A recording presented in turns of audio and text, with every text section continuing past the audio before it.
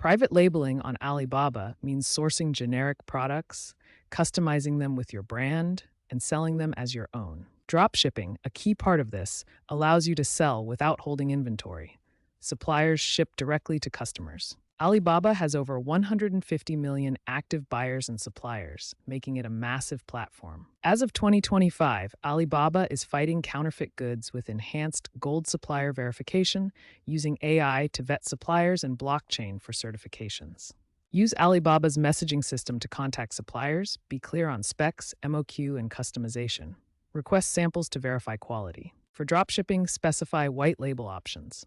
Choose verified suppliers by looking for gold supplier badges and high ratings above 95%. Use secure payment gateways like Alibaba's escrow system. Conduct due diligence with supplier verification reports. Understand intellectual property rights and ensure designs don't infringe trademarks.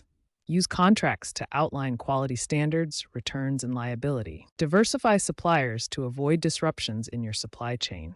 Trends include sustainable sourcing and AI personalization for customized products. Be aware of longer shipping times due to geopolitical tensions.